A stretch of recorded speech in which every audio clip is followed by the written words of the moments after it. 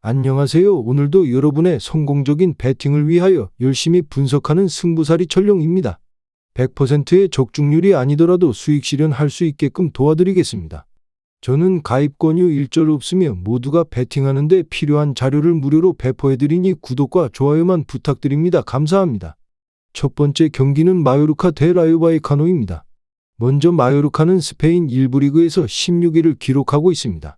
최근 경기에서는 무승부와 패배가 번갈아가며 전적을 이어가고 있습니다. 라요의 강력한 압박을 뚫는 것은 어려운 일이고 공격적인 전략이 거의 유일한 선택지로 보입니다. 하지만 라요와의 경기에서는 한 골 정도의 성과를 기대할 수 있을 것으로 보입니다. 그러나 상대편인 무리키는 약한 피지컬을 가진 선수들을 상대로 한 공중볼의 강점을 가지고 있습니다. 게다가 라요의 공격력도 그다지 빛나는 편은 아닙니다. 다음 라요 바이카노는 스페인 1부 리그에서 13위를 기록하고 있습니다. 최근 경기에서는 슈팅 기회가 많았지만 득점을 하지 못한 채로 패배를 연속하고 있습니다. 마요르카의 공격 라인도 상당한 압박을 줄 수 있습니다. 이는 라요에게 상당한 부담으로 다가올 것입니다. 이미 아틀레티코와의 경기에서도 이러한 어려움을 겪었던 바 있습니다. 라요 팀은 멘데스와 베베가 결장합니다. 이는 팀 전력에 대비했을 때 소폭의 약세를 보입니다. 결론부터 말하자면 경기 양상을 고려할 때 언더가 유력하며 무승부와 마요르카의 승리에 배팅을 분산하는 것이 좋아 보입니다. 라요의 수비적인 피지컬이 마요르카의 무리키를 제어하는 데 어려움을 겪을 것으로 예상됩니다. 결국 공격 라인의 불안정한 모습이 문제가 될 것으로 보입니다. 언더를 추천드립니다. 두 번째 경기는 호펜하임 대 쾰른입니다. 먼저 호펜하임은 독일 1부 리그에서 8위를 차지하고 있습니다. 팀은 늘 2선과 1선에 인원을 많이 두는 경향이 있어 후방에서의 수비가 취약한 편입니다. 그러나 쾰른과의 경기에서는 공중볼에서의 경합 능력이 있는 것으로 알려져 있습니다. 올 시즌 호펜하임은 리그 내에서 공중볼 경합 성공률이 상위권에 속하는데 이는 쾰른의 전술에 대응할 수 있는 강점으로 작용할 것으로 예상됩니다. 다음 쾰른은 독일 1부 리그에서 꼴찌인 16위를 기록하고 있습니다.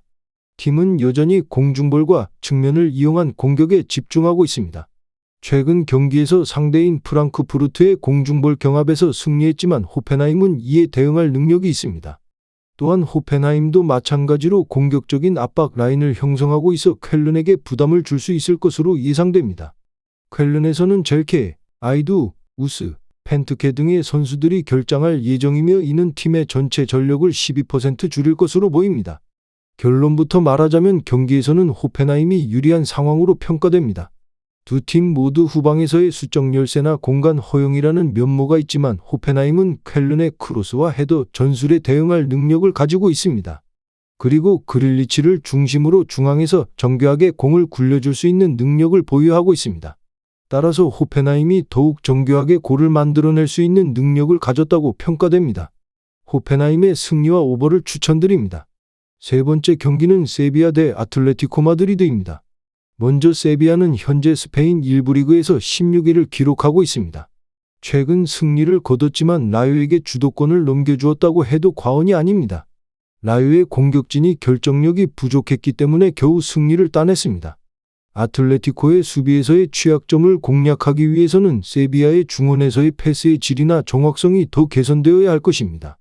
그럼에도 불구하고 수비는 단단하며 아틀레티코를 답답하게 만드는 데에는 성공했습니다. 세비야는 벨리즈, 루케바키오, 라멜라, 살라스, 디아스, 구델지, 니안주 등 결장자가 있으며 이는 팀 전력 대비 약세를 보입니다. 다음 아틀레티코는 현재 스페인 1부 리그에서 4위를 기록하고 있습니다. 최근 빌바오와의 경기에서 패배를 당했습니다. 리그에서는 로테이션을 돌리지 않을 것으로 보이며 세비야와의 원정 경기에서도 공격적인 모습을 보이지 않을 것으로 예상됩니다. 아틀레티코는 아스필리쿠에타, 파울로, 비톨로, 르마, 히메네즈, 사울 등의 결장자가 있으며 이는 팀 전력 대비 약세를 보입니다. 결론부터 말하자면 경기 양상을 고려하면 언더가 유력하며 아틀레티코의 승리가 예상됩니다. 세비야의 중앙에서의 힘은 아틀레티코의 약점을 공격하기에는 부족하다고 보입니다. 아틀레티코는 현재 챔스 진출을 위해 노력하고 있기 때문에 적극적인 공격을 퍼붓지는 않을 것으로 보입니다. 언더를 추천드립니다.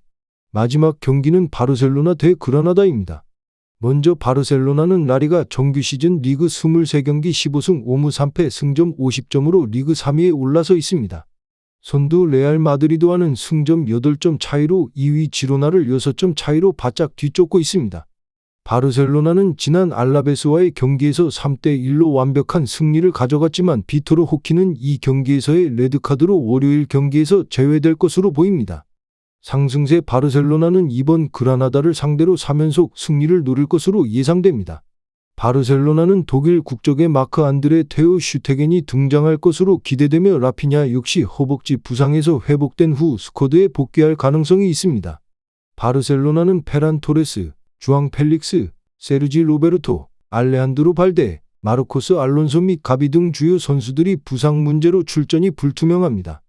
이번 경기에서 안드레아스 크리스텐센은 중앙 미드필더로 계속해서 출전할 것으로 예상되며 페드리는 좀 더 앞쪽에서 활약할 것입니다.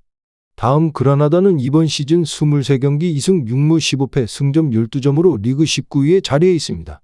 라리가 강등권에서 허덕이고 있는 그라나다는 역경의 시즌을 보내고 있습니다. 그라나다는 지난주에 홈에서 라스팔마스와의 무승부 경기에서 한 점을 따냈지만 지난 10경기 중 단 한 번의 승리를 기록했습니다. 그라나다는 부상으로 인해 루카스 보에, 빅터 디아스, 헤수스 발레호, 라울 페르난데스가 이번 경기에서 출전 제외될 것으로 보입니다. 한편 카밀 피아코프스키는 지난 라스팔마스와의 경기에서 레드카드를 받으면서 출전이 불가능하며 곤살로 비아르는 옐로카드 누적으로 경기에서 제외될 것입니다. 결론부터 말하자면 바르셀로나는 현재 2경기 연속 승리 중이며 레알 마드리드는 2월 11일 일요일 2위 지로나와 맞붙게 될 것입니다. 따라서 주말이 끝나기 전에 바르셀로나가 다시 타이틀 경쟁의 자리를 확보할 기회가 있습니다. 험난한 시즌을 보내고 있는 그라나다를 상대로 바르셀로나가 승리를 가져갈 것으로 예상됩니다. 바르셀로나의 승리를 추천드립니다. 전체적으로 추천은 드리지만 조합픽을 원하신다면 구독과 좋아요 눌러주시면 감사합니다. 배팅하시는데 도움이 되셨다면 구독과 좋아요 부탁드립니다. 영상 시청해주셔서 감사합니다.